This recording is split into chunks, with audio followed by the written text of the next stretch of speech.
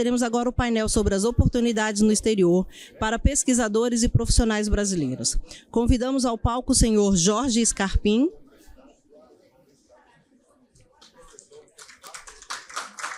Solicito que as palmas sejam com as mãozinhas para não atrapalhar o auditório ao lado, por favor. Senhor João Paulo Lima. Senhor Marcelo Botelho como mediador do painel. Uma salva de palmas. E para realizar a abertura deste painel, com a palavra o mediador, senhor professor Marcelo Botelho.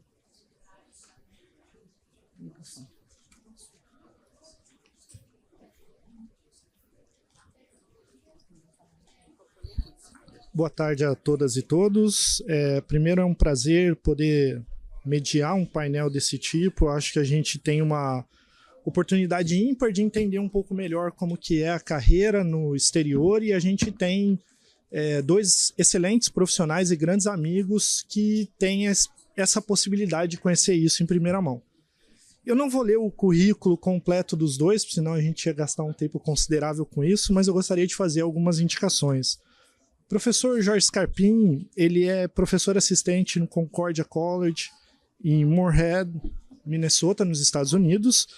Ele é formado aqui no Brasil com doutorado em controladoria e contabilidade pela USP e tem desenvolvido aí pesquisas e ministra disciplinas na área de contabilidade, já contribuindo com o sistema do CFC, da CAPES e de todas as instituições já há bastante tempo. Na sequência, a gente vai ouvir um pouco sobre o professor João Paulo Rezende. Ele é professor de contabilidade na Adam Smith Business School da University of Glasgow, na Escócia, e também possui doutorado em controladoria e contabilidade pela FEA-USP, né? E já tive a oportunidade de ser professor dele na graduação e no mestrado na USP de Ribeirão Preto. Então é um prazer imenso poder lidar com esses dois profissionais que têm conhecimento e uma bagagem muito forte em contabilidade, nas suas diversas metodologias e nas suas diversas aplicações.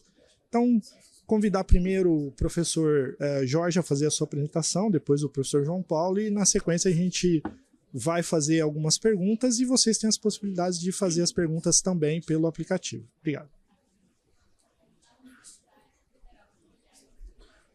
Boa tarde, pessoal.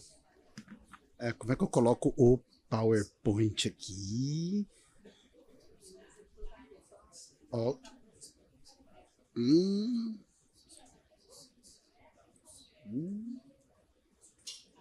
Please.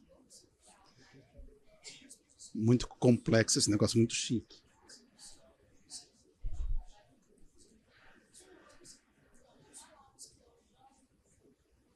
Ok. Então, pessoal, primeiramente, boa tarde a todos. Vou contar um pouco aqui da minha experiência e alguns tópicos aí sobre como fazer um pouco o caminho das pedras para a gente ter essa oportunidade tanto no aspecto profissional da contabilidade quanto no aspecto da docência da contabilidade. Opa.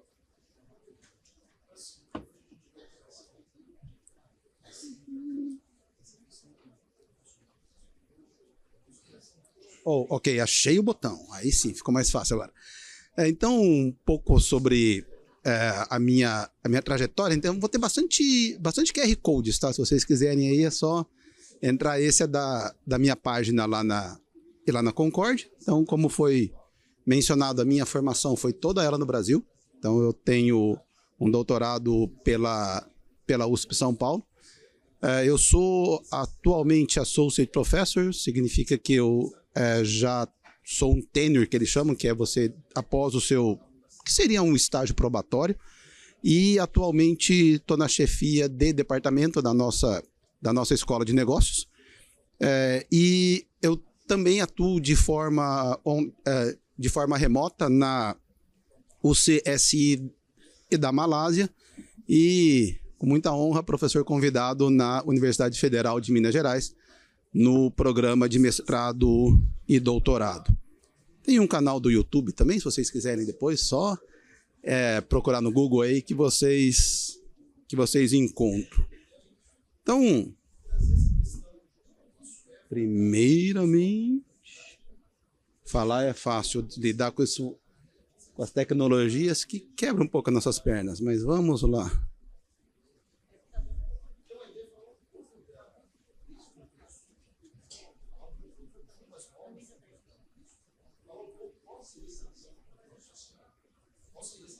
Ok, para trás ele foi. Ah, ok, tá com bastante delay. E daqui a pouco ele vai vários para frente, então.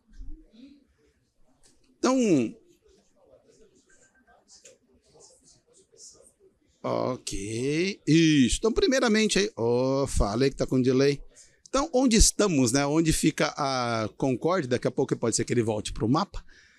Nós estamos em Moorhead, Minnesota. Fica bem ao norte nesse pontinho, no pontinho azul ali do mapa. Nós estamos na fronteira com Dakota do Norte. O pessoal chama a Sibéria Americana, é uma das regiões mais frias do país, junto com o Alasca. Então, meio que o frio domina a nossa região. Isso foi uma primeira dificuldade quando eu cheguei, né? Eu achava que era frio em Curitiba, onde eu morava. E aí eu descobri um pouco o que é o frio. E o frio é longo, não só muito frio como longo. Normalmente ele vai de outubro até abril, começo de maio. E aí você começa a ver algumas belezas, né? Então, só algumas poucas fotos aqui. Então, primeiro é esse pôr do sol que só dá no inverno. Tem que estar muito seco e muito frio. E o muito frio, assim, menos 20 para mais frio. Eles chamam lá de sundog, que é quando o sol reflete dois sóis, um para cada lado, assim, um para o lado direito e um para o lado esquerdo. Então dá um pôr do sol maravilhoso. Esse daí foi na zona rural de onde eu moro, para não ter nenhum prédio, assim. Então, as belezas. Não frequentemente, mas de quando em quando nós temos a aurora boreal. Essa última foi uma muito forte que teve em abril, se não me engano. E aí você consegue... Essa foi tão forte que dava para ver sem câmera. Você não via todas as cores, mas via que alguma coisa estranha estava acontecendo. Então, a aurora boreal aí é bem bonita. E esse é o nosso campus. Essa é a área central do nosso campus. Então, a foto da esquerda, ela é a foto do nosso site, lindona, no verão, todo florido, etc. E a foto da direita é a foto no frio. Essa foto foi em janeiro de 23, onde o nosso inverno foi bem rigoroso. Esse boneco de neve aí deve ter uns 2 metros e pouco de altura. Ele era mais alto que eu. Ele foi feito numa nevasca do Natal. Foi feito logo depois do nosso Natal, e ele foi degelar em março. Ele foi finalmente degelar em março, então ficamos até entre o Natal e o final de fevereiro com as temperaturas máximas negativas. Então, é um local onde o frio é algo cultural, até uma coisa que eles sabem muito viver no frio. Então, essa pequena dificuldade de ambientação, nós acabamos passando por lá. Então, primeira coisa, quando a gente fala de contabilidade americana, é saber o que é a contabilidade na visão americana. Então, a lógica contábil americana, ela é a nossa lógica contábil antiga na questão de regulamentação da profissão. Então, existem 2 contadores americanos, ou melhor, 2 contabilistas americanos. O bookkeeper, que seria o equivalente ao nosso técnico, ele é uma formação secundária. Então, lá nos Estados Unidos, todas as escolas de ensino médio, elas têm ensino técnico, e um dos ensinos técnicos que os alunos podem optar é pelo ensino de business, é um ensino de negócios, e no ensino de negócios eles têm algumas disciplinas da área contábil. Então, eles têm contabilidade propriamente dita, eles têm folha de pagamento, então eles têm uma introdução a impostos. Então, eles seria o nosso antigo técnico, e o accountant, que é a formação superior. Então, que é a nossa formação como contador. Então, eles possuem uma separação muito clara. Então, enquanto aqui, que na minha visão era o grande problema do técnico mais contador, que a visão, algumas vezes, ela era muito... tinha muita sobreposição. Então, por exemplo, um técnico podia assinar demonstrações contábeis, o contador também. Então, os dois podiam muito fazer as mesmas coisas. Nos Estados Unidos é completamente separado. O bookkeeper faz A, o accountant faz B. E eles não se misturam. Eu não tenho contador fazendo serviço de técnico, eu não tenho técnico fazendo serviço de contador. Então, essa separação, para eles, é bastante clara. E só quem assina demonstrações contábeis é o accountant. Então, o bookkeeper, ele é proibido de assinar demonstrações contábeis. Então, essa separação lá é muito presente. E aí, um pouco do panorama profissional, né? A gente escuta, pelo menos eu escutava muito aqui quando eu dava aula aqui na Federal do Paraná, que tem muito curso de contábeis no mercado. Tem muito contador no mercado, tem muita gente no mercado. Mas aí, quando a gente compara Estados Unidos e Brasil, não é tanta diferença se a gente for principalmente quando a gente coloca na mesma base de comparação, né? Então, enquanto que no Brasil, contabilistas registrados, esses dados aí eu peguei há umas 2 semanas, mais ou menos. Então, eles estão bem atualizados. Nós somos em cerca de 530 mil contabilistas. Nos Estados Unidos, são em 670 mil. E uma diferença, se vocês olharem aí, técnicos, os Estados Unidos é 0. E aí, por que é 0? Não porque não existam, são os bookkeepers, e eles existem aos milhares, mas porque bookkeeper não precisa de registro. Só quem precisa ter registro é o accountant. Então, todos esses 670 mil, eles são contadores, né? São profissionais de uma formação superior. Mas se a gente divide pelo número de empresas, então, ok, se a gente tem mais contadores do que aqui, mas se a gente for pegar pelo número de empresas, nós temos muito mais empresas nos Estados Unidos do que aqui. Então, uma divisão por empresa. Então, enquanto aqui no Brasil nós temos um contador a cada 40, ou melhor, um contabilista a cada 42 empresas, nos Estados Unidos é a cada 49. E se a gente pegar apenas contador, aí aqui no Brasil já é um contador para cada 55 empresas. Então, os números eles são bastante equivalentes, tá? Então, tem essa questão.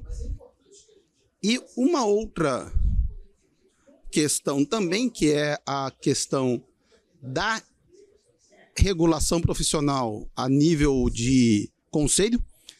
Então, primeira coisa, né, sobre os cursos superiores, nos Estados Unidos não existe as DCNs, não existe as nossas diretrizes curriculares nacionais ou um equivalente. Então, se a minha faculdade quiser criar um curso de contabilidade, de como seria um sistema contábil em Marte, a gente pode criar esse curso sem problema nenhum, ninguém vai falar para a gente que a gente não pode. E se eu quiser criar um curso onde eu não tenha contabilidade básica, o curso é meu, eu crio o curso, eu faço o curso do jeito que eu quiser. O equivalente ao MEC, que é chamado lá de Departamento de Educação, não vai falar nada a respeito, desde que eu tenha o número mínimo de horas. O que eu quero dar é problema meu. Então, não existe as diretrizes, mas existe a regulamentação para você fazer o exame de suficiência. Então, se algum aluno do nosso curso não tiver contabilidade básica, ele não pode fazer a prova. Então, a regulação ela se dá via conselho, ela se dá via entidade que faz o exame de suficiência.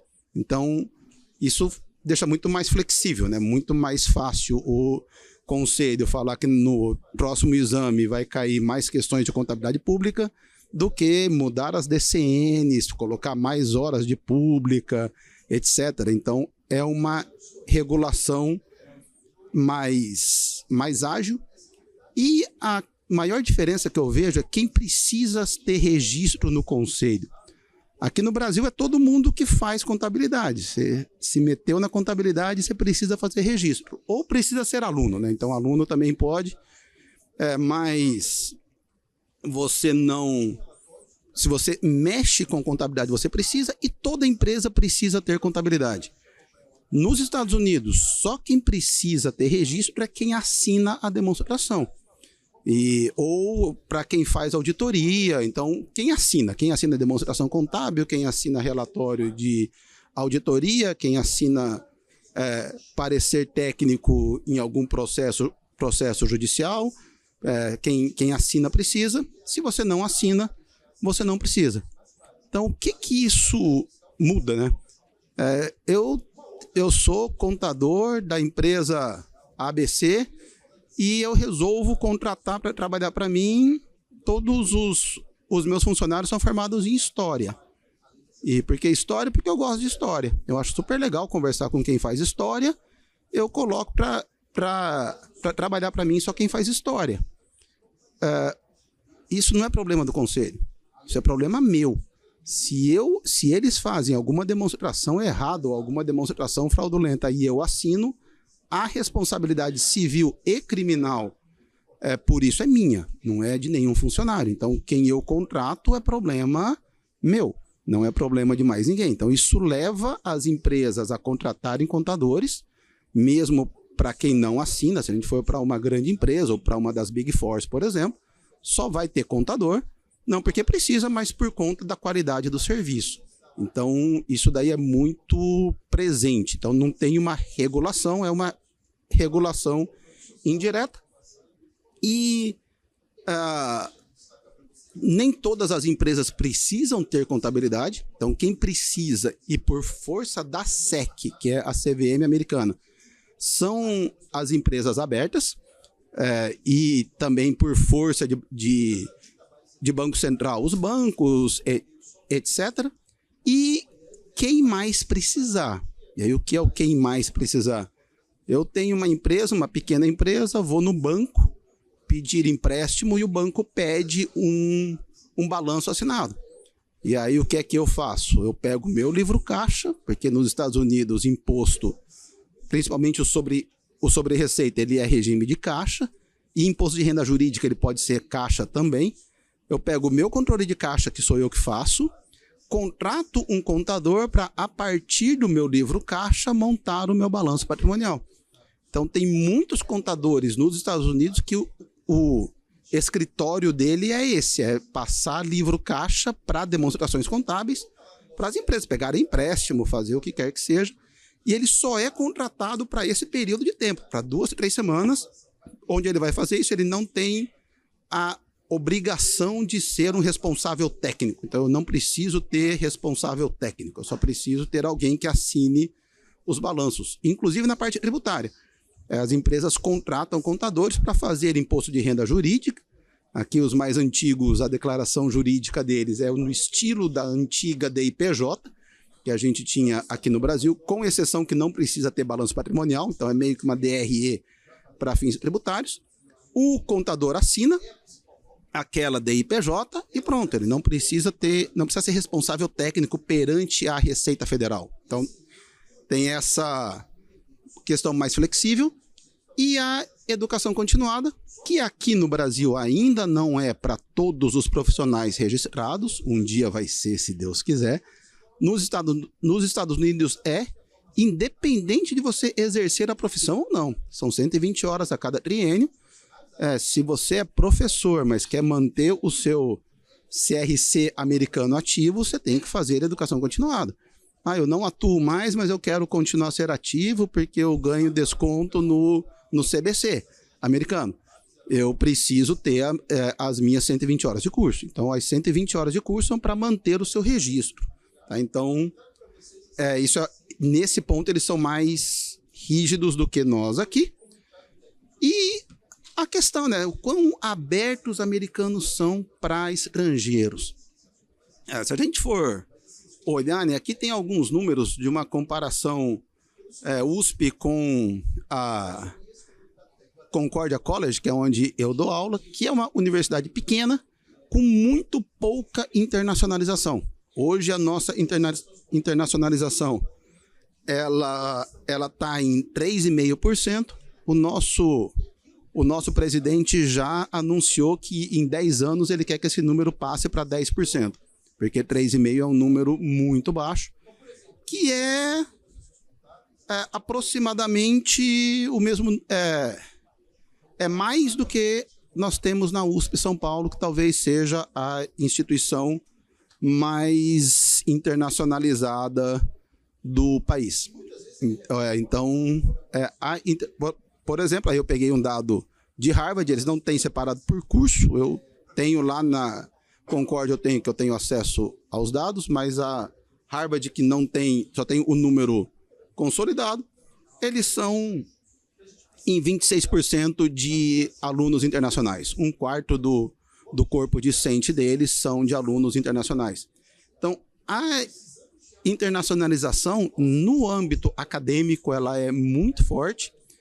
E aí, né, esses alunos internacionais, eles conseguem ficar nos Estados Unidos trabalhando, etc. Aí, um segundo dado, que é a última linha aí, aproximadamente 10% dos inscritos no exame de suficiência americano, eu não consegui o dado dos que passaram no exame, mas aproximadamente 10% deles são estrangeiros.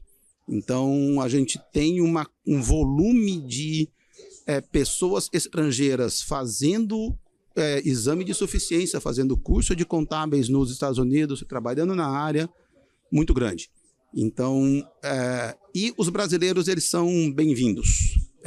Principalmente brasileiros, contadores, auditores, professores, a gente é muito bem-vindo e a gente é muito respeitado nos Estados Unidos por uma característica que a gente tem, que é ao mesmo tempo boa e pode ser ruim se a gente não souber usar, é a nossa capacidade de improviso. Então, essa capacidade, quando a gente usa para o lado bom, que se a gente exagera nisso, vira uma falta de planejamento, mas quando a gente vai para o lado bom, isso é muito apreciado. E eu até lembro, isso foi um dia de mudança na minha carreira lá. Eu estava lá fazia 1 ano e meio, 2 anos, e teve um dia que eu fui dar aula, o computador da sala de aula estava atualizando o Windows. Aí estava atualizando o Windows, comecei a aula estava lá em 3%, esperei uns 5, 10 minutos, estava em 4%. Aí eu falei, esse negócio não vai acabar. Eu poderia ter ido na minha sala, ter pego o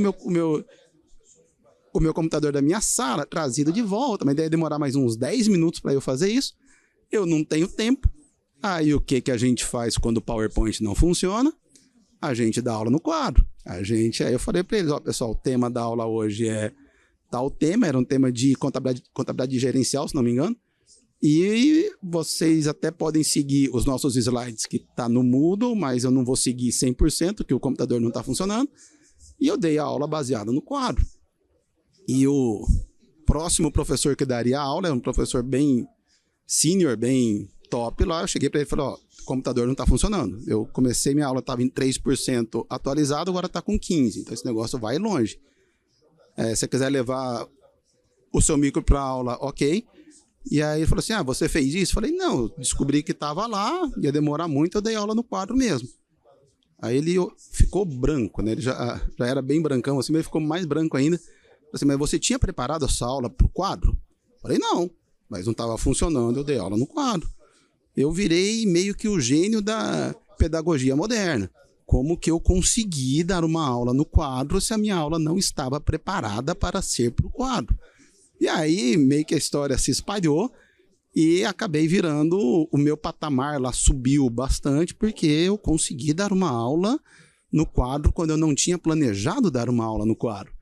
Então, essa capacidade que a gente tem de sempre ter um plano A, B, C e D para todas as coisas, porque a gente sabe que vai dar errado o nosso plano A, que é a questão aqui do Brasil, né? A gente vai lá, planeja e não necessariamente vai dar certo. Por exemplo, essa apresentação que vocês estão vendo o conselho tem um arquivo em PowerPoint, um arquivo em PDF, eu estou com uma cópia no meu celular, porque vai que a primeira não funciona, a gente tem uma segunda, a gente tem uma terceira. Isso é uma coisa inerente nossa, isso é uma coisa inerente do brasileiro, ter essa habilidade de fazer as coisas quando elas saem do planejado. E isso é uma coisa que eles valorizam muito, porque eles não conseguem. Se fosse esse caso com um professor americano, ele teria simplesmente cancelado a aula. Ele teria cancelado a aula, ó, pessoal, o computador não está funcionando, vejo vocês na próxima aula. Ele não teria problema nenhum em cancelar a aula, porque fugiu do quadradinho aonde era para ser a aula. Então, essa capacidade é muito forte, nossa, é uma coisa inerente a nós brasileiros, e é uma coisa muito bem vista pelos americanos. É uma coisa que eles apreciam muito. Então, o mercado para os profissionais brasileiros é muito aberto, é bem interessante esse mercado por lá. E aí o que a gente precisa, né? A gente precisa fazer o exame de suficiência. Então, existem algumas normas se você pode fazer ou não. Então, muita gente fala, isso é uma meia-verdade, que nos Estados Unidos você pode fazer o exame de suficiência sem ter feito contabilidade. Basta um curso superior que você pode fazer a prova. Creio que vários aqui já ouviram isso como sendo verdade. Na verdade, é uma meia-verdade. Isso é ok, você precisa ter um curso superior, mas você precisa de 1 ano adicional. Então, lá nos Estados Unidos, o curso de contábeis são 5 anos e não 4. Então, você precisa ter 1 ano adicional, seja na graduação, seja na pós-graduação. E você tem que ter um número mínimo de disciplinas de contabilidade. E esse número mínimo ele é alto. Você precisa de umas 8 disciplinas de contabilidade, além da contabilidade básica. E aí, para você ter essas 8 disciplinas, você tem que fazer contabilidade. Se você for fazer ADM, você não tem essas 8 disciplinas mínimas. Se você for fazer economia, você não tem. Então, não precisa, mas na prática precisa. Se você não tiver, aí você tem que fazer algum mestrado na área contábil, alguma formação contábil você precisa ter, porque senão você não consegue, você não é apto a fazer a prova. Tá? E algumas disciplinas são obrigatórias. Então não é que a disciplina ela é algo obrigatório, mas eles falam, você precisa mostrar evidências que você teve contabilidade intermediária, então você teve pelo menos X horas sobre as demonstrações contábeis, que você teve X horas de custos, você teve X horas de contabilidade tributária, etc. Então, é uma folha, são bastante coisa.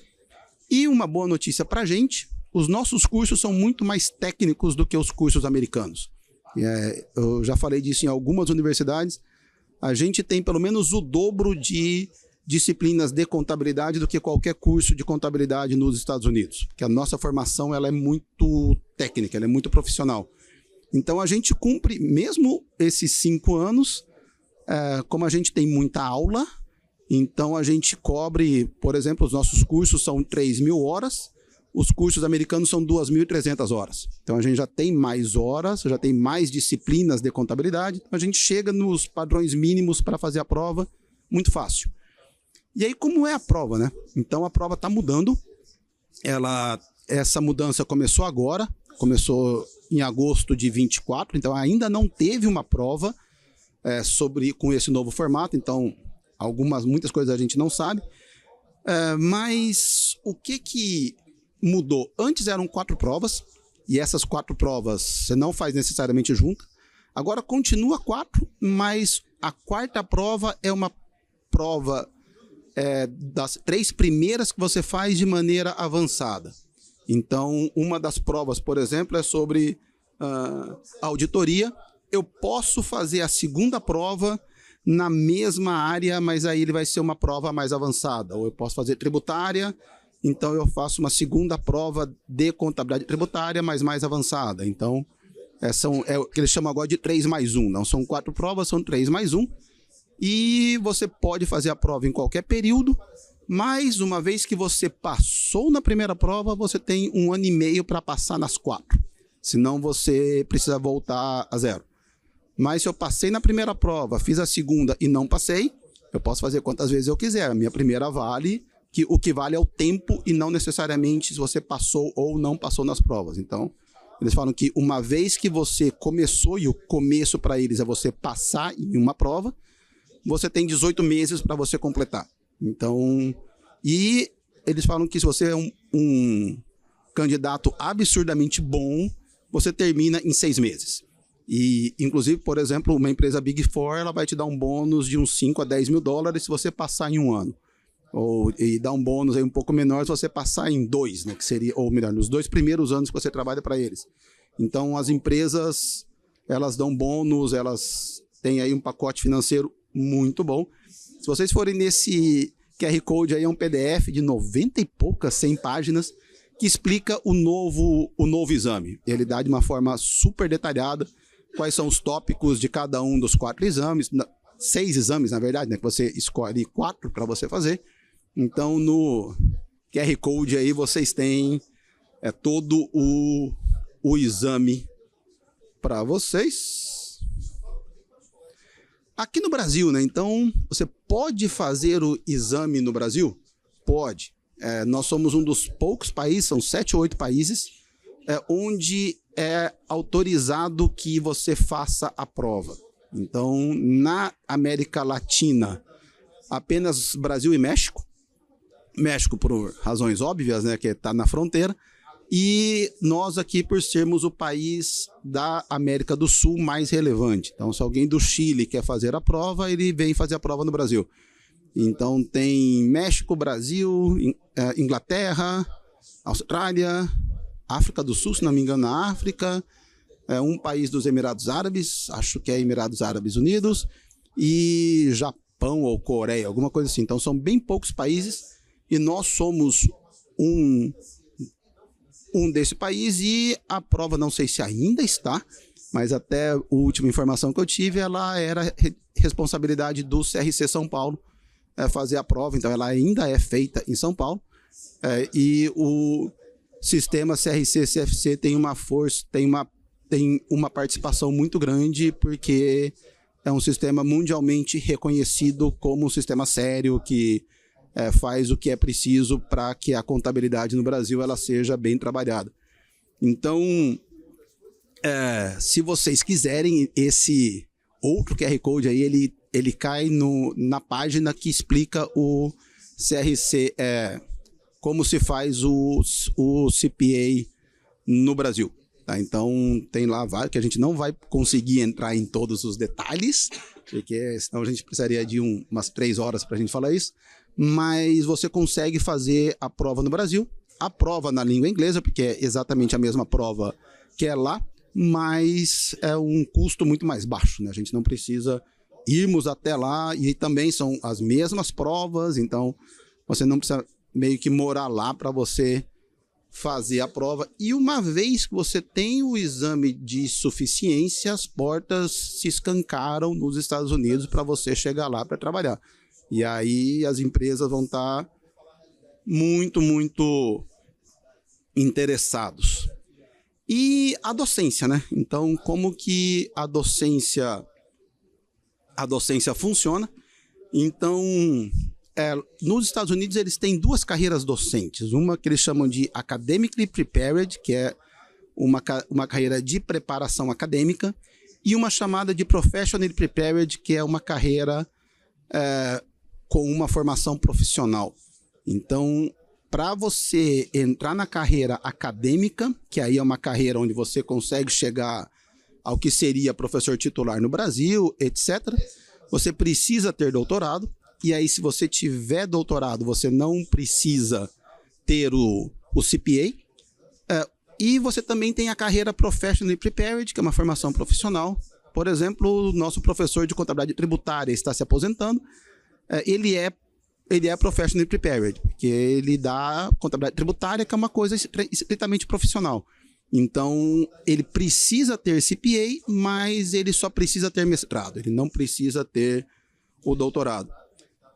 E aí, tanto para profissional quanto para docência, a parte de vistos ela é parecida. Você contrata com visto de trabalho, um visto chamado H1B, E aí, após 5 anos, você pode pedir a sua residência permanente, que é o seu Green Card. E de posse do Green Card, com mais 5 anos, você pode pedir a cidadania americana. Tá, então, esse QR Code, se não me engano, ele está para um site chamado Higher Ed Jobs, que é o site onde todas as universidades americanas postam as suas vagas. Esse site ele é muito bom, ele tem vários filtros que você consegue filtrar para a vaga que você exatamente quer. Então, isso é um pouco aí de caminho das pedras para se você quiser ir para a área docência, para a área docente. Então, indo para lá, tanto faz como profissional ou como docente, em 7 anos, em 10 anos, perdão, você pode pedir a sua cidadania americana, né? Então, eu tô lá há 7, então eu já tenho meu Green Card há 3, eu consegui aí um pouco antes, e aí, então, em 2 anos, se eu quiser, eu posso entrar com o pedido de naturalização.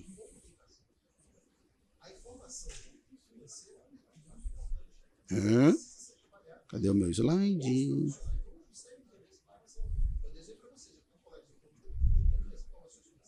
Você não pode apertar várias... Isso, não.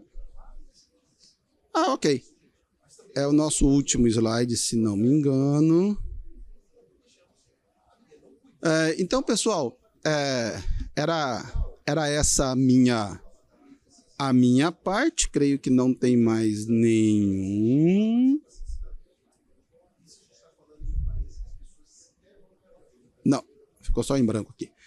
Então, essa seria a minha apresentação. Esse PowerPoint está meio contra mim. Se vocês precisarem entrar em contato, só fala comigo no final, mas esse QR Code ele vai para minha página no LinkedIn, é o jeito fácil aí de vocês me acharem. Encerro por aqui a minha fala, espero não ter extrapolado o tempo, e passando a palavra para o professor Marcelo para continuarmos aí com o professor João na sua apresentação. Muitíssimo obrigado. Isso aí, muito obrigado, Jorge. Acho que foi bastante esclarecedor. Lembrando que se vocês quiserem mandar perguntas, a gente vai ter o espaço no final. Vocês podem usar o aplicativo e direcionar direto para mim, porque aí eu vou repassando. Agora passo a palavra para o professor João Paulo e aí na sequência, depois da fala dele, a gente vai ter um tempinho para também fazer algumas perguntas para ambos.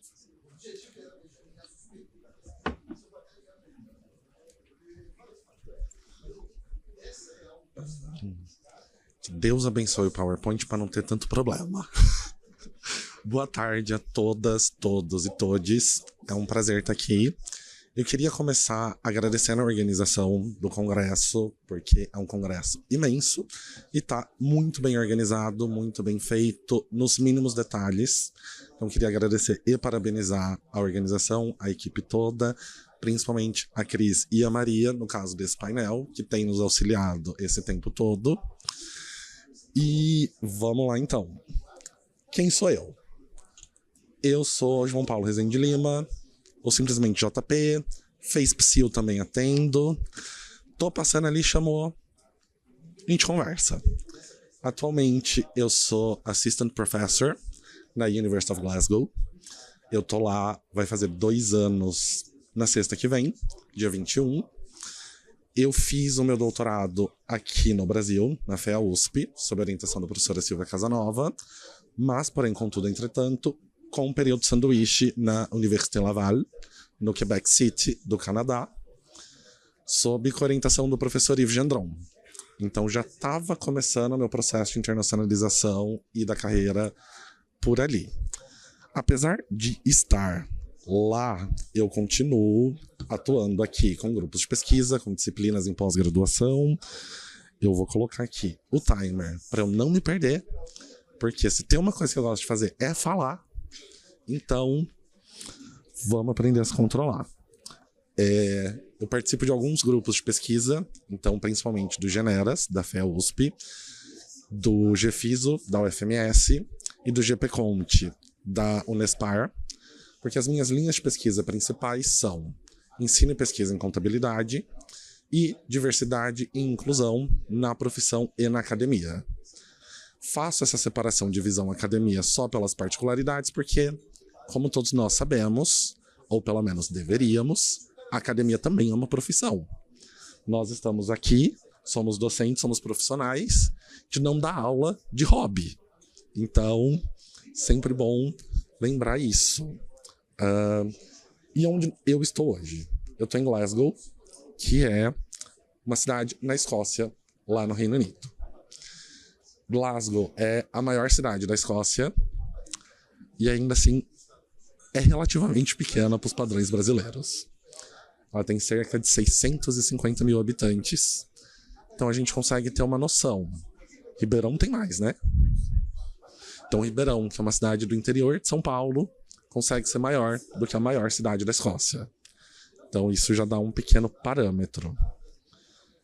Aqui é uma das fotos que eu mais gosto de Glasgow, porque mostra um segundo lugar que eu mais vou depois da universidade, que é a arena onde tem os shows, que é a Oval Hydro. Isso é uma coisa que eu gosto muito de morar na Escócia. Apesar de ser um país relativamente pequeno, de ter poucas pessoas, as oportunidades sociais e culturais que existem no país são gigantescas. Então, exatamente por ser um país pequeno, todo mundo faz show lá. Se não faz lá, faz na Inglaterra.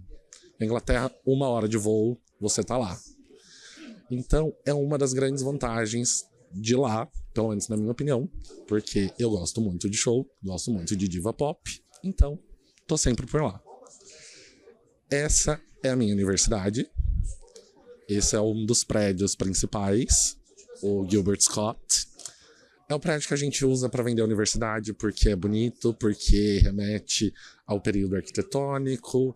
Para o pessoal mais jovem, remete a Harry Potter, a Game of Thrones. Então, apela para diferentes públicos. Assim como o Jorge, as fotos da universidade são sempre tiradas na primavera ou no verão. Mas nossas temperaturas são muito mais amenas. A gente não sofre tanto com frio. Lá, o máximo que eu peguei de frio foi -10.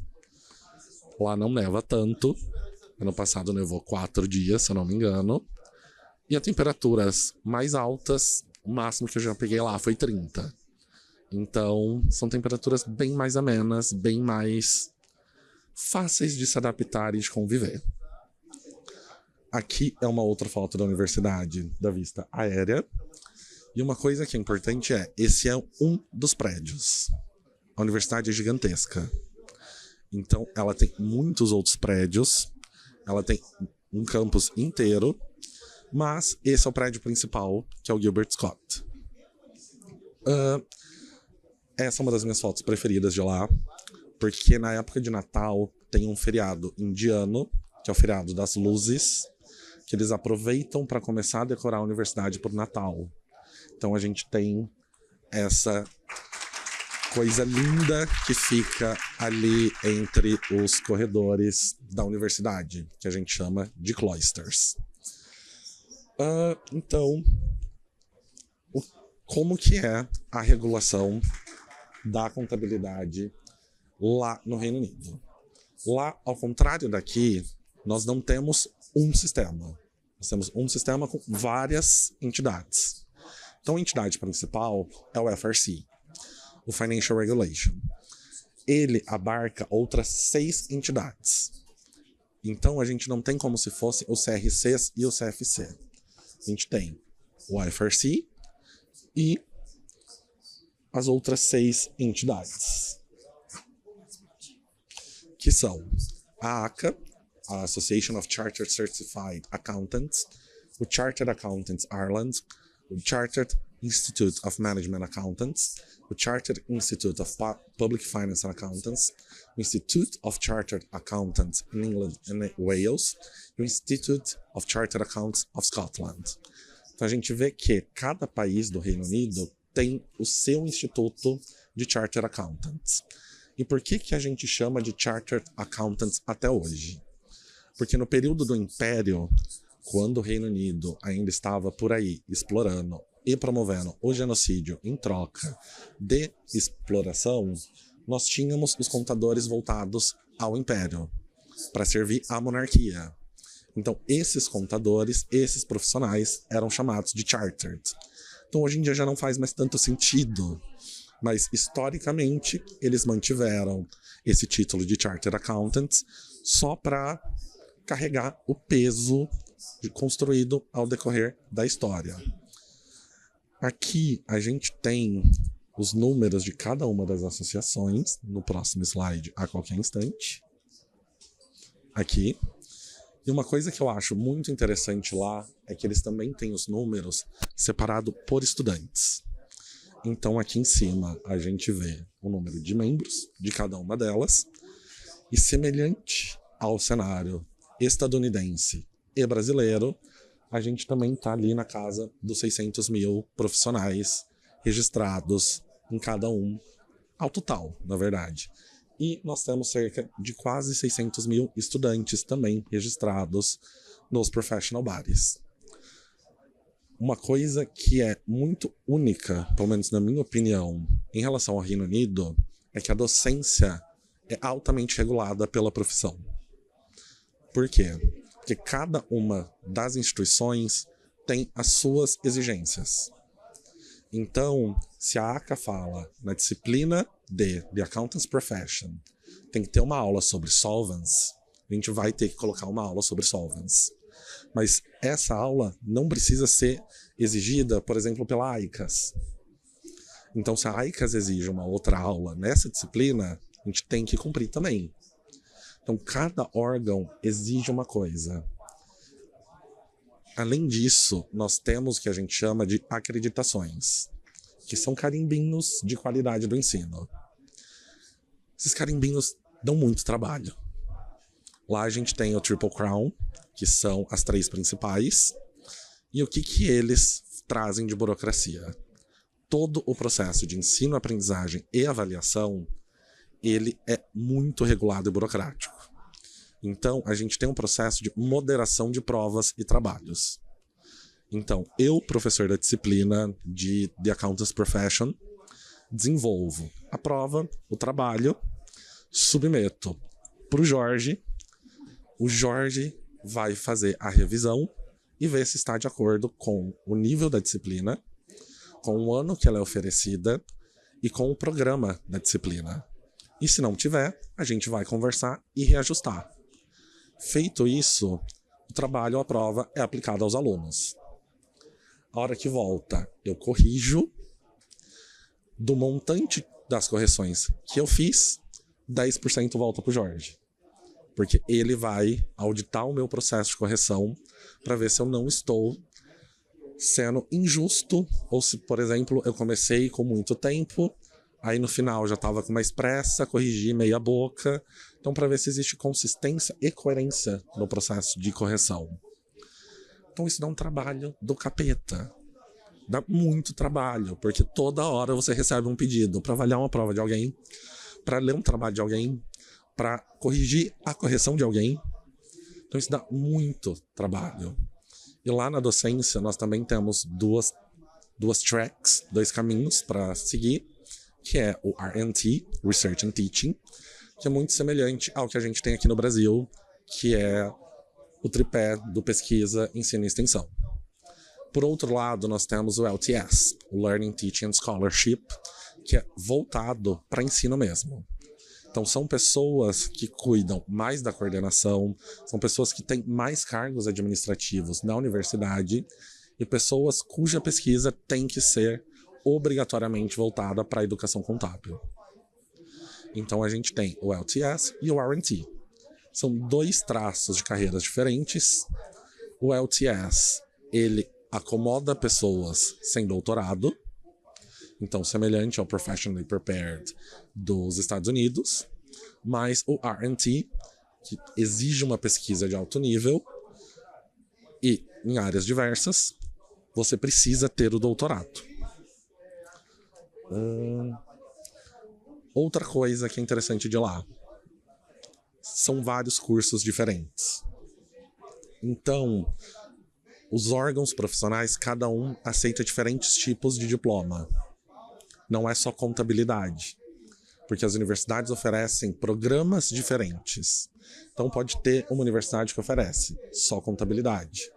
A outra oferece contabilidade e finanças. A outra oferece finanças. Depende do foco de cada universidade. E a partir disso, cada órgão profissional coloca quais diplomas eles acham relevantes e aceitam para você se tornar membro deles. Além disso, alguns desses órgãos têm programas específicos que você não precisa ter terminado a graduação.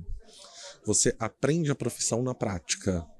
Então é uma aprendizagem muito mais voltada pela prática, por projetos. Não são todos, mas alguns aceitam.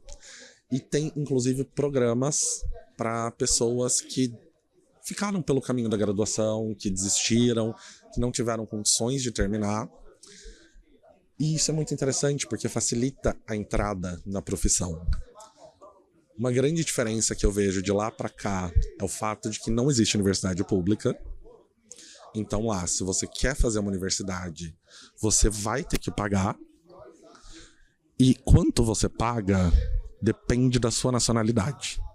Então, se você é escocês, geralmente você paga 6 mil libras por ano. Pelo menos na minha universidade. Se você vem de outro país, esse custo multiplica por 5. Então, você paga, em média, 30 mil libras.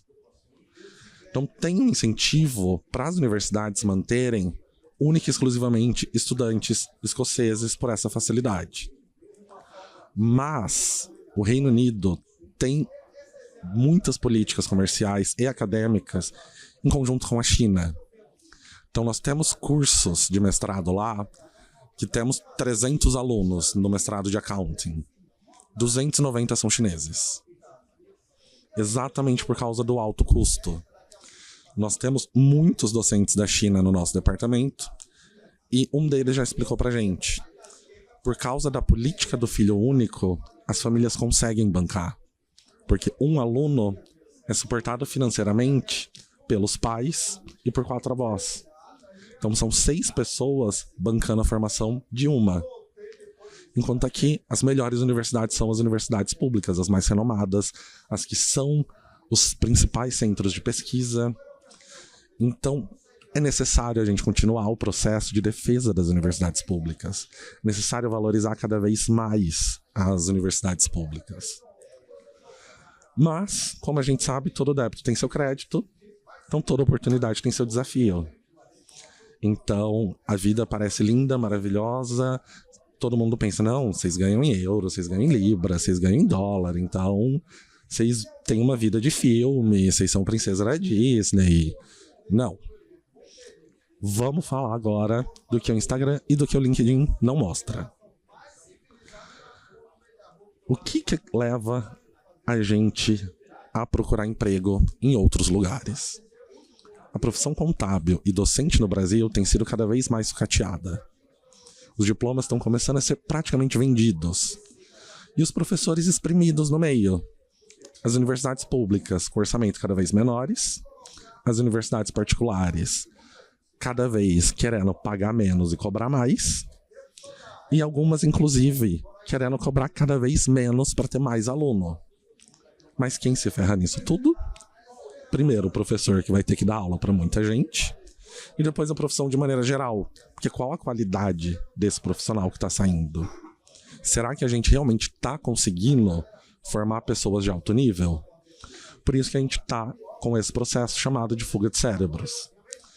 A última estimativa era de 2023, que 6,7 mil pesquisadores e pesquisadoras saíram do Brasil em busca de novas oportunidades pela falta de infraestrutura. E realmente é gritante a diferença. Ano passado eu fui para cerca de 5 ou 6 congressos internacionais, todos financiados pela minha própria universidade. Aqui durante o doutorado, a minha orientadora pagava minhas inscrições de congresso, meus coautores dividiam comigo, os professores pagam suas próprias inscrições, na maioria das vezes. Então, como que a gente mantém um alto nível de pesquisa se a gente não tem uma infraestrutura? E isso o Reino Unido, pelo menos, oferece muito. Além disso, nós temos seminários de pesquisa constantes. Toda semana a gente tem um seminário de pesquisa. O meu departamento, ele é um departamento de Accounting and Finance. Então a gente tem uma semana um seminário de Accounting, na outra um seminário de Finance, e que geralmente são pesquisadores de outros países ou de outras universidades que vêm discutir suas pesquisas com a gente. Além disso, a gente tem os nossos seminários internos, que nós apresentamos as nossas pesquisas para os nossos colegas para receber os feedbacks. Então lá é um processo um pouco mais colaborativo e em grupo do que aqui. Porque aqui eu sinto que existe uma competitividade muito grande. E essa competitividade vem de onde? Da falta de recursos. Então é um ciclo vicioso que precisa ser quebrado. Enquanto a gente não começar a investir nas universidades, a gente vai continuar saindo. A gente vai continuar indo embora. Outra coisa que eu percebo muito forte é o tipo de pesquisa que a gente faz no Brasil e o tipo de pesquisa que a gente faz no Reino Unido. Que no Brasil, se a sua pesquisa não é quantitativa, não segue o paradoxo econômico, primeira pergunta que vão te fazer em qualquer congresso, em qualquer concurso, em qualquer avaliação de revista é: onde que isso é contabilidade? A gente tem uma visão muito estrita, restrita, excludente e marginalizadora do que é contabilidade. Então, no meu departamento, ele é historicamente qualitativo e crítico.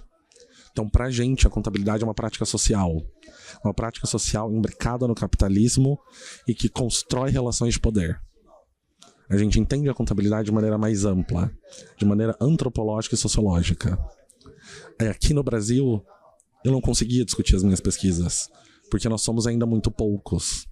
E não é porque as pessoas não querem, porque os programas de mestrado e doutorado ainda precisam atualizar e desenvolver mais disciplinas nesse sentido. Então, hoje em dia, eu estou dividindo a disciplina de epistemologia na UFO, na Federal de Uberlândia, porque a gente já começou a fazer essa mexida. Eu ajudei a constituir a disciplina de contabilidade crítica na UFRJ para poder começar a formação de novos pesquisadores e pesquisadoras nessa área, exatamente para suprir isso. Porque o peso de ser o único da sala sempre é muito grande. O peso de pensar, tá, eu vou fazer a tese, mas quem que eu vou arrumar de banca? Onde que eu vou publicar? Se eu não publicar, eu não vou passar no concurso. Então, qual que é o meu incentivo de seguir nessa linha mais alternativa? Não tem. Volta mais um ciclo. Então, precisa mudar um pouco disso. O Reino Unido, hoje em dia, ele está discutindo muito as políticas de imigração.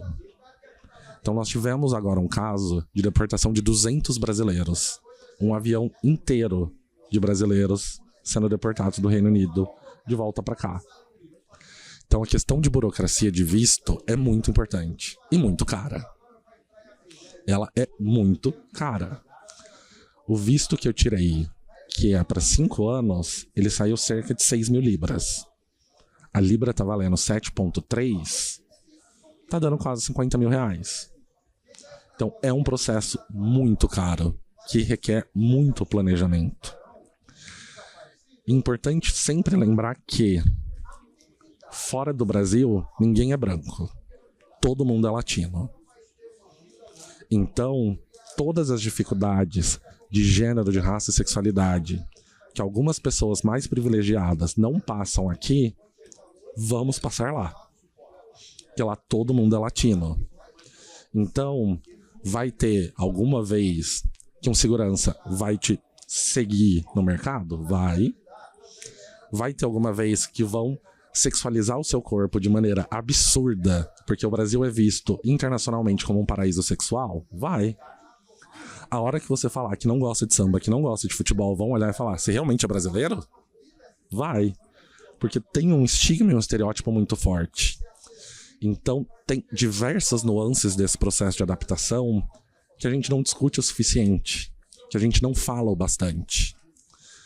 E uma outra coisa que eu estava inclusive conversando hoje com a minha terapeuta ela teve uma perda na família recentemente. E o que a gente faz quando isso acontece? Porque eu tô na Escócia. Se alguém falece aqui na minha família, se alguém tem algum problema, se alguém tem algum BO para resolver, são pelo menos 24 horas para eu conseguir chegar aqui. Então a distância, ela dificulta muitas coisas também. Então não é essa festa oba-oba linda que parece. A distância tem seus custos muito grandes. Ano passado, uma tia-avó minha faleceu. Eu já estava com viagem marcada para cá. Eu cheguei uma semana depois do velório e sepultamento. Mas eu não consegui chegar a tempo. Então, precisa considerar isso. Porque a gente não consegue estar aqui o tempo inteiro. A gente não consegue estar aqui em tempo recorde. E eu sei que muitas pessoas geralmente vão sozinhos, sozinhas, para tentar dar um apoio financeiro para a família aqui. E se acontece alguma coisa com você lá? Durante o meu doutorado de sanduíche, eu comecei ele em dezembro de 2019. Março de 2020 aconteceu a Covid. Então, eu estava lá e não conseguia voltar. Eu estava vendo o caos que o país estava se tornando. E eu num lugar extremamente confortável. Mas meu pai estava aqui. E somos só eu e meu pai. Então a preocupação era gigantesca. Eu fiquei 3 meses para conseguir voltar. E ainda foi uma viagem de alta exposição que eu precisei sair do Canadá e ir para a Alemanha para conseguir vir para o Brasil. Então é preciso considerar isso. Às vezes a gente pensa, não, eu vou morar fora porque ganha melhor, porque valoriza, porque tem dinheiro. Mas a que custo?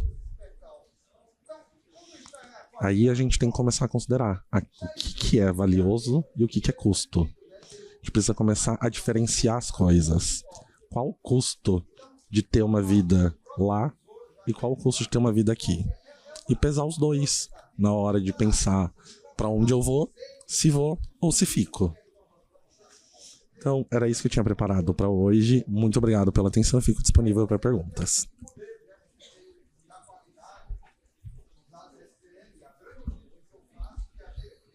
Bom, obrigado, João Paulo. Parabéns pelas falas aí, parabéns aos dois. Antes que o pessoal continue mandando perguntas aqui, eu não recebi ainda, mas eu tenho 2 perguntas que eu queria falar para vocês. Primeiro eu vou parafrasear aqui, baseado na tua fala, uma frase do Tom Jobim que me lembrou aqui. E me desculpem o termo, mas é a frase original do Tom Jobim, então não deveria alterar. Mas viver no exterior é bom, mas é uma merda. E viver no Brasil é uma merda, mas é bom. Então eu queria ouvir de vocês o que é o melhor e o que é o pior de morar fora. Ok, estamos ouvindo? Então. Sim, beleza. Então vamos lá, né? O que é melhor e o que é pior. Acho que o pior, o JP já falou tudo isso que ele passa lá, eu também passo nos Estados Unidos, a distância é grande. Por exemplo, eu demorei 26 horas para chegar em Navegantes ontem. Eu saí da minha casa, isso que eu peguei um voo excepcionalmente bom, com escalas bem apertadas. Mas normalmente eu demoro mais de 30 horas para chegar aqui. Eu saí saí domingo, 1h da tarde no horário brasileiro. Saí sábado, 1h da tarde no horário brasileiro. Peguei 4 voos, cheguei aqui ontem, 3h30 da tarde. Então, realmente, qualquer coisa que acontece, a gente tá lá, tá preso por lá. Nos Estados Unidos, principalmente, o JP falou que dessa sexualização dos brasileiros, principalmente brasileiras, lá sofre menos. Lá a gente tem as russas e as ucranianas que fazem esse papel. Então, mais brasileiro homem é pedreiro, brasileira mulher é doméstica. Então, cansei perdi as contas de quantas vezes me perguntaram se eu era pedreiro. E deles ficarem extremamente assustados quando eu falo que eu dou aula, e não é aula de português, que eu dou aula de algo que não seja de línguas, e eles ficam assustados que a minha esposa não é doméstica. Então, e que ela também é professora universitária que não é de português. Então, essa discriminação, e no caso americano, é muito por culpa do brasileiro. Inclusive, quando em grupos de WhatsApp, Facebook, que eu acabo participando de brasileiros lá, eu falo que eu adoraria o dia que brasileiro não fosse mais pedreiro e que não fosse mais doméstica. Eu sou massacrado no grupo, eles explicam como é bom ser pedreiro nos Estados Unidos e como é bom ser doméstica nos Estados Unidos. Embora eles não falam que eles são pedreiros, eles são profissionais da construção, e elas não são domésticas, elas são profissionais de limpeza. Então deram uma mudada no nome para parecer menos precarizado, mas apesar de ganhar relativamente bem comparando com aqui, mas ainda é precarizado, ainda é um subemprego lá também. Então essa questão de como a gente é visto lá incomoda, mas tem o lado bom também. A minha estabilidade hoje é muito maior lá do que era aqui. Estabilidade, não só estabilidade profissional, mas estabilidade no aspecto de educação da minha filha, no aspecto de saúde, que embora os Estados Unidos, aquela coisa, você não for rico nos Estados Unidos, você não tem saúde, também é uma meia verdade. Se você não tiver emprego em uma empresa boa, você está perdido. Mas eu converso com os meus amigos brasileiros que ficaram aqui, eu coloco na ponta do lápis com qualquer professor de federal aqui que tem que ter plano de saúde, porque o Vale SUS que a gente ganha é uma miséria, acho que é R$100 e poucos por mês, que qualquer professor de ensino federal gasta mais com saúde aqui do que eu lá, em proporção ao nosso salário. Então, a saúde lá me dá uma estabilidade, uma saúde de altíssima qualidade que nós temos por lá. Então, essa estabilidade, ela me traz, aí foi um dos motivos que eu saí. Aí quando eu saí, eu dava aula na Federal do Paraná, eu era estável, concursado, e falou: por que você vai sair? Porque a situação orçamentária estava crítica, e eu nem conto lá o que eu fazia aqui na Federal. Eu não conto lá que os professores faziam vaquinha para comprar papel higiênico para o banheiro, ou que os professores faziam vaquinha para dar cesta básica para os funcionários terceirizados que não ganhavam salário porque a empresa para a qual eles trabalhavam não recebia do governo, e aí a gente dava cesta básica para elas. Então, essa instabilidade financeira era muito grande, então é o que me levou. E uma outra coisa que eu digo lá é que a vida nos Estados Unidos é mais simples do que aqui no Brasil. Aqui, quando eu venho para cá, cada ano que eu venho para cá, eu me choco com a quantidade de roupa de marca que as pessoas usam aqui e que não usam lá, com o quanto se gasta. Quando eu falo nos Estados Unidos que um iPhone custa mais de $2.000, eles perguntam para mim se o salário mínimo aqui é de uns R$10.000, porque um iPhone lá, um trabalhador que ganha salário mínimo, ele precisa de 2 semanas de trabalho. Aqui, quem ganha salário mínimo precisa de 1 ano de trabalho para comprar um iPhone. E aqui a gente vê, vira uma questão de status. Então essa questão, você não precisa ter lá. A questão de carros também. Aqui você ter um carro importado é uma coisa de status. Lá, tirando, você tem uma Mercedes último tipo, ou tem uma Ferrari, etc., mas você não precisa ninguém vai te olhar torto porque você tem um Honda Civic 99, entendeu? Então ninguém vai olhar torto para isso. Quando eu falo aqui que vários professores vão dar aula de bicicleta, simplesmente porque eles moram meio próximo do campus, e principalmente nessa época agora que não é frio, eles ficam assustados. Mas vocês não ganham bem lá?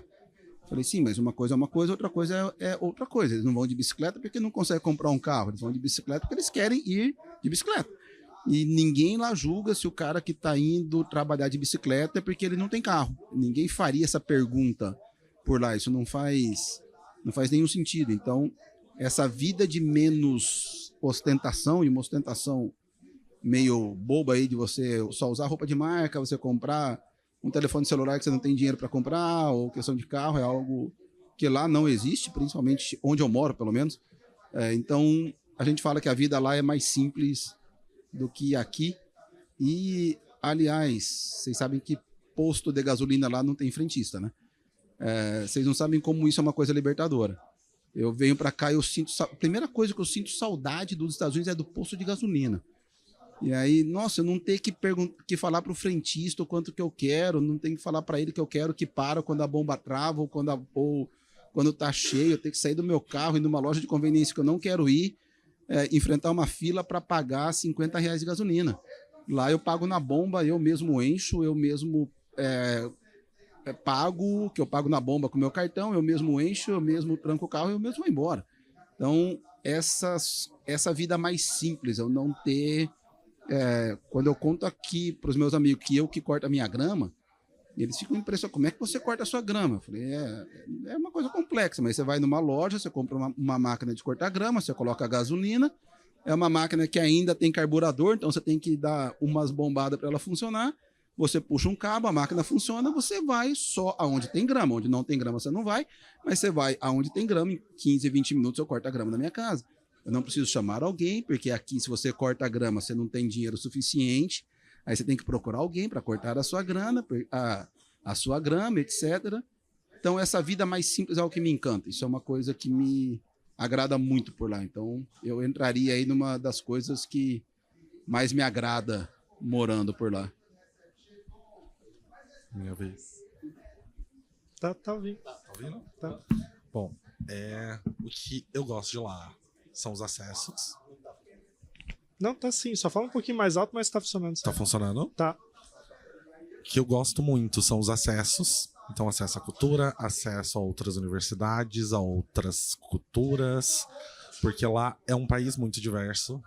Então, por exemplo, no nosso departamento nós temos professores ingleses, escoceses, gregos, armênios, do Sri Lanka, tem pessoal da África, tem o pessoal da China, o pessoal da Coreia. Então, a gente aprende a conviver com a diversidade e a gente vê a diversidade pela cidade.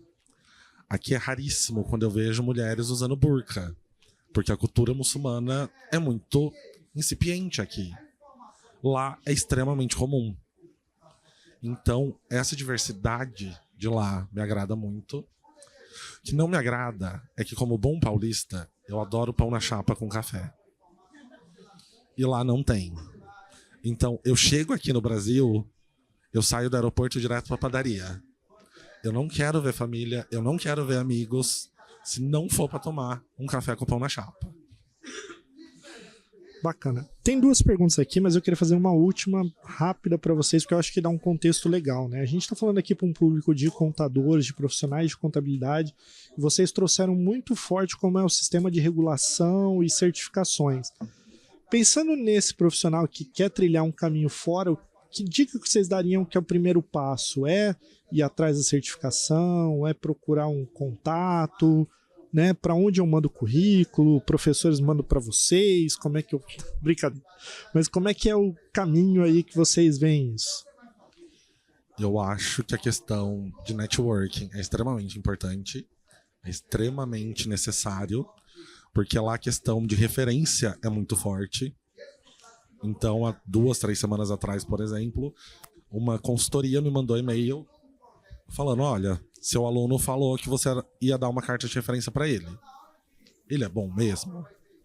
Preencha aqui o formulário, porque o processo de contratação dele depende da sua carta de referência. Então, ter um networking é importante. Por sermos brasileiros, obviamente, falar inglês sem medo, porque é uma coisa que eu tinha muito medo de antes de ir para lá, era a questão da gramática. Um professor de lá, inclusive o professor de Sri Lanka, me chamou de canto um dia no congresso e falou, não se preocupa com isso. Quem julga a qualidade da nossa gramática em outra língua são as pessoas do nosso país. Aqui todo mundo sabe que você já está se esforçando. Você já está falando na língua deles para eles não terem que falar na sua. Então falar um nós vai, nós volta, nós fumo, comunicou, tá lindo. O aluno entendeu, aula dada.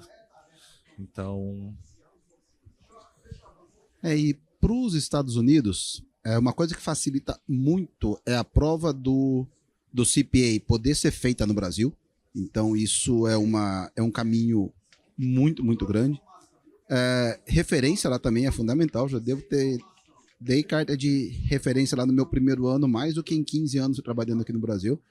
Então, você ter essa referência, esse network é muito bom. Se você, principalmente aí para um profissional mais jovem, tem muito programa de empresas americanas no Brasil para envio de profissional para as matrizes americanas. Pegamos as Big Fours, eles mandam brasileiros para lá direto. Cargill, a sede mundial deles fica lá no nosso estado, então a gente tem bastante aluno trabalhando lá. Eles mandam mensagem para mim: professor, acabei de conhecer mais 3 brasileiros. Professor, o meu chefe, ele é do Brasil. A Cargill manda muita gente daqui para lá. Então, trabalhar em empresas americanas ajuda bastante. Uma chance de transferência é algo real. E ter cara e coragem. E aí saber que lá, além do pão na chapa, você só consegue fazer feijão em casa, porque restaurante não vai ter feijão. Lá eles não conhecem a maior invenção da gastronomia mundial, que foi feita pelos brasileiros, chamado buffet a quilo. Lá é algo que eles não fazem a menor ideia do que seja. Tem até alguns buffets estilo self-service, mas você paga por pessoa. E raramente tem rodízio. Rodízio, na minha cidade só tem rodízio brasileiro na Porcão. Que nem fica na minha cidade, fica próximo. Mas na minha cidade rodízio não existe. Eles não conhecem. Rodízio de pizza, então, é algo que eles não fazem ideia do que seja. Então você não vai achar, Eu acho picanha na minha cidade, para quem gosta de churrasco, eu pago mais caro que filé mignon. Então a questão de comida, então faz 7 anos que eu não como picanha lá, eu como picanha quando eu venho para cá. Então a questão de comida é algo que você tem que se adaptar. Se você for, eu tenho alguns parentes que eles falam que eles não conseguem comer uma refeição que não tem feijão. Aí eu falo para eles: então não sai do Brasil, porque é só aqui que a gente come arroz e feijão todo dia. Ou você vai pro México, você vai comer taco todo dia com feijão apimentado pra caramba, que não é nem de longe o nosso feijão. Então, estar disposto a se desprender de algumas coisas é algo fundamental. Mas os Estados Unidos recebem os imigrantes de braços abertos, recebem muito melhor do que o Brasil recebendo os trabalhadores estrangeiros. Então, lá eles são muito abertos. Então, isso é uma coisa bem legal. No nosso departamento tem mais professores estrangeiros que professores americanos. Então a gente tem lá, eu do Brasil, tem China, tem Egito, tem França, tem Índia, tem do Quênia, temos aí algumas nacionalidades diferentes. Da França também nós temos, então é algo bem diverso. A nossa reitora, por exemplo, ela é canadense.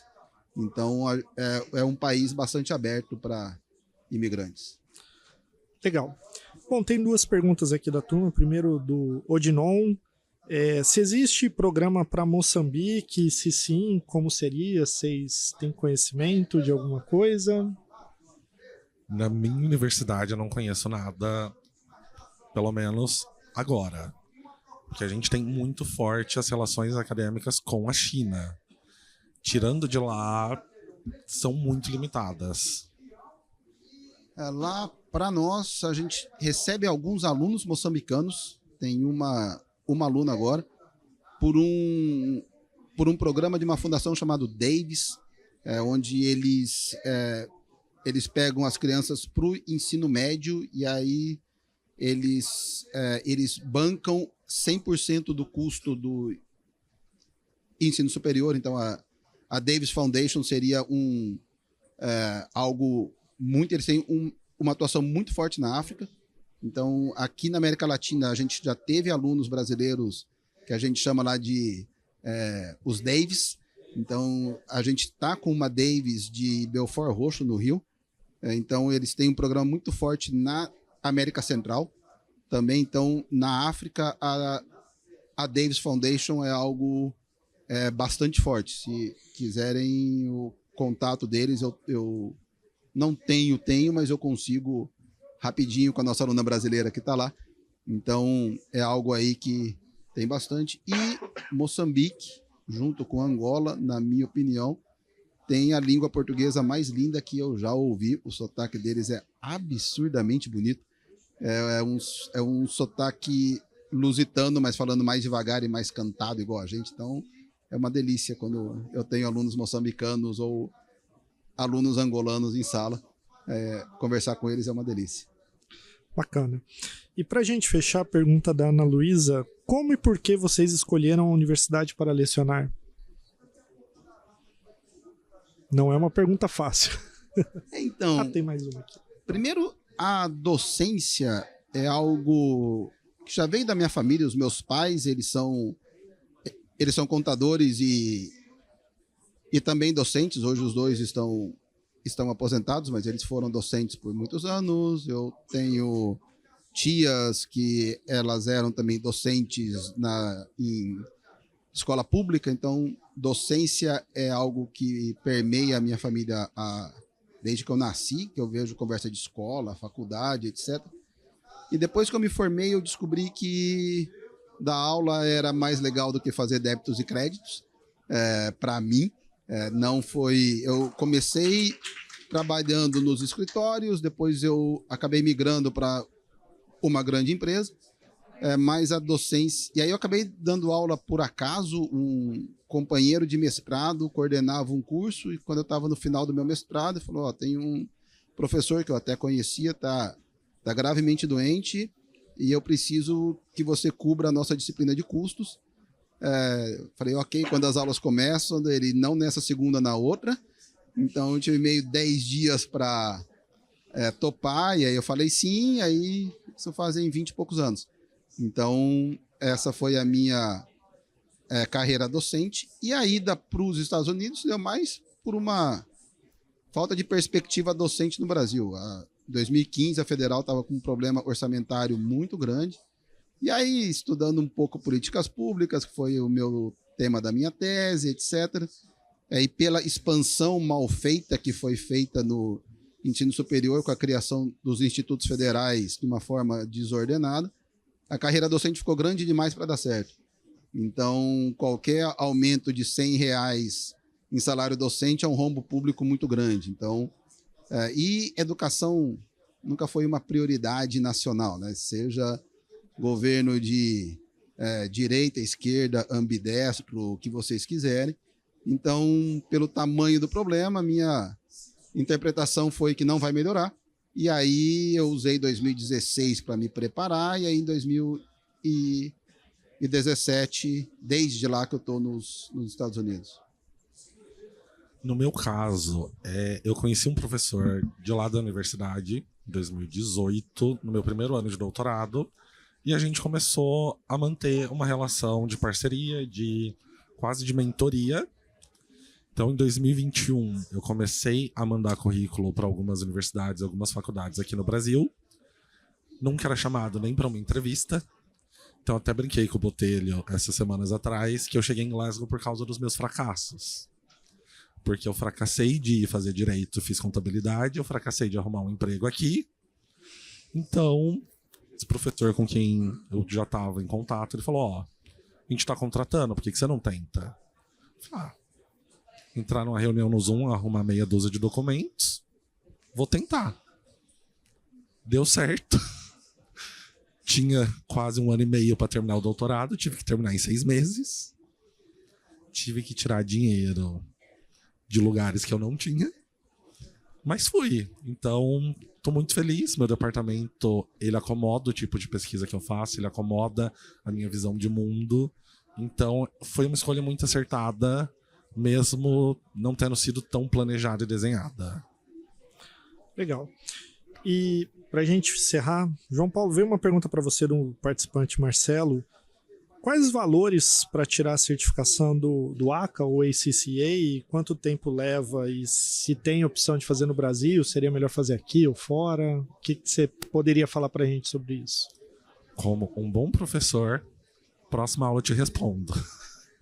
Que eu não faço ideia. Eu nunca me aprofundei nessas discussões, nessas partes mais técnicas, mas, porém, contudo, entretanto, podemos sentar, tomar um café e descobrir juntos. Legal. Gente, muito obrigado pela participação de todos, pelas perguntas e uma salva de palmas silenciosa para os nossos professores. Obrigado.